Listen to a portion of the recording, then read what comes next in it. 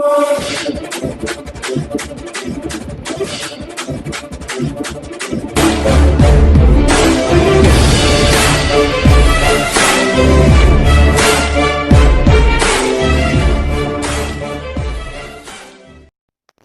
प्यारा Hindustan news channel में आपका हार्दिक स्वागत है। खबर रोहतक से। वरिष्ठ अधिवक्ता ने सीएम विंडो की कार्यशैली पर उठाए गंभीर सवाल। एडवोकेट शिवराज मलिक ने कहा, सीएम विंडो पर नहीं होता शिकायतों का कोई हल। वरिष्ठ अधिवक्ता ने सीनियर आईएएस अधिकारी की भूमिका पर उठाए गंभीर सवाल। शिवराज मलिक एडवोकेट ने लगाया आरोप, सीएम विंडो की विश्वसनीयता हो चुकी है पूरी तरह खत्म। क्लर्कल स्टाफ ने लापरवाही बरतते हुए मुख्य शिकायत को रिमाइंडर बता कर दिया डिस्पोज। जिला बार एसोसिएशन के सदस्य एवं रोहतक के वरिष्ठ अधिवक्ता शिवराज मलिक ने सीएम विंडो की कार्यशैली पर सवाल उठाए हैं। उन्होंने आरोप लगाया है कि सीएम विंडो पर बार बार शिकायतें देने के बावजूद भी समस्या का समाधान नहीं हो रहा है, जिससे लोगों की काफ़ी परेशानियों का सामना करना पड़ रहा है। उन्होंने कई शिकायतों का उदाहरण देते हुए कहा कि उस शिकायतों को उनके द्वारा इधर उधर और दूसरे विभागों में भेज दिया जाता है और बिना जांच के केस को खारिज कर दिया जाता है। यह आरोप आज वरिष्ठ अधिवक्ता शिवराज मलिक ने स्थानीय मैना पर्यटक केंद्र में आयोजित एक पत्रकार वार्ता में को संबोधित करते हुए लगाए। खासतौर पर एडवोकेट मलिक ने भादुगर से जुड़ी एक शिकायत का हवाला दिया और इस मामले में एक सीनियर आईएएस अधिकारी की भूमिका को सवालों के घेरे में लिया। उन्होंने आरोप लगाया कि एक वरिष्ठ आईएएस अधिकारी वीरेंद्र लाठर द्वारा अपनी भांजी अंकिता मलिक को बचाने के लिए यह सारे कार्य करवाए गए। उन्होंने कहा कि एक शिकायत उन्होंने राजकीय कॉलेज बहादुरगढ़ में एसोसिएट प्रोफेसर के पद पर तैनात अंकिता मलिक के खिलाफ की थी, जिसमें वे कनाडा की स्थायी निवासी है और यहाँ नौकरी कर रही है। एडवोकेट शिवराज मलिक ने बताया कि सबूत के तौर पर उन्होंने परमानेंट रेजिडेंट कार्ड, कनाडा का ड्राइविंग लाइसेंस व अन्य कनाडा के दस्तावेजों की प्रतियां भी भेजी गई थी, लेकिन सीएम विंडो की साठगांठ पर शिक्षा विभाग ने इस जांच को यह कहकर खारिज कर दिया कि अंकिता मलिक कनाडा की नागरिक नहीं मिली, जबकि नागरिकता के ऊपर कोई सवाल था ही नहीं।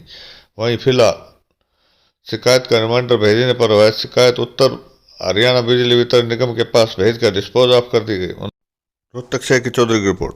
जो प्रेस वार्ता मैं कर रहा हूँ, इसका विषय ये है कि हरियाणा के अंदर चीफ मिनिस्टर जो विंडो बनाई गई है, ये 24 घंटे के अंदर कंप्लेंट को फॉरवर्ड करेंगे और 30 दिन के अंदर अंदर समाधान करके आपको वेबसाइट पर अपलोड किया जाएगा। 3 महीने CM window CM grievances cell में ही पड़ी रहती है, कंसर्न डिपार्टमेंट में जाती ही नहीं है।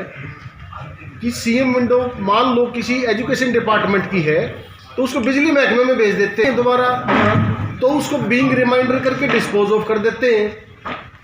एक हमारी सीएम विंडो थी, भेज दिया, हायर एजुकेशन की बिजली विभाग में भेज दी, रिमाइंडर भेजते हैं तो उनको कह देते हैं कि ये तो रिमाइंडर है आपकी हमारी तकरीबन कंप्लेंट्स एक प्रोफेसर अंकिता मलिक बहादुरगढ़ के खिलाफ थी, क्योंकि उसका मामा एक आईएएस है वीरेंद्र लाठर, इसलिए सीएम विंडो से आगे कंप्लेंट जाती नहीं, या गलत महकमों में भेज दी जाती है या इररेलेवेंट एटीआर सबमिट कर दी जाती है।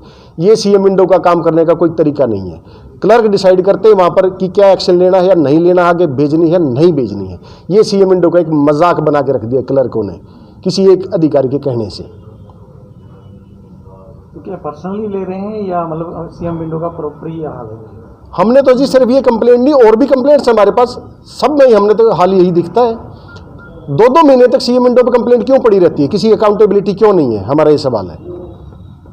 ये हाल तो जब है जब हमने सीएम ऑफिस को और पीएम ऑफिस को और राकेश गुप्ता जी की ईमेल लिख ली और ट्विटर पे टैग किया है, तब भी सिस्टम इंप्रूव नहीं हो रहा। तो समाज में क्या मैसेज जाएगा? सीएम विंडो किस लिए बनाई गई है?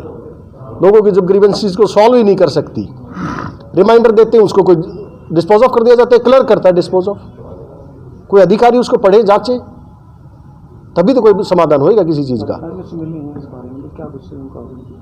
पर्सनली नहीं मिले हैं जी, उनका जो कंसर्न जिस डिपार्टमेंट की शिकायत है वो तो कहते हैं हमारे पास आई नहीं है। उनकी क्या गलती, उनके पास जब सीएम ऑफिस भेज ही नहीं रहा।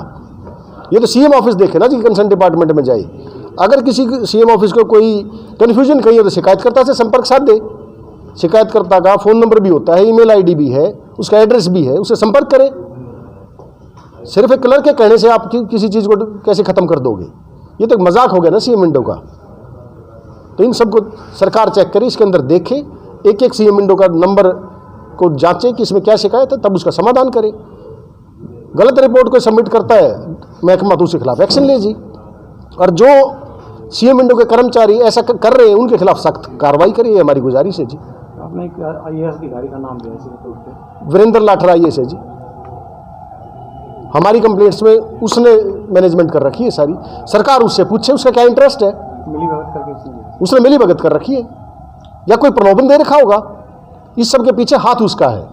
तो क्या कारण हो सकता है? उसकी सगी भांजी है जिसकी कंप्लेंट्स है, कहीं उसके भाइयों की कंप्लेंट्स है, इसलिए वो आगे हटता है। सरकार को बता भी लिया लेकिन सरकार आंखें बंद किए हुए है।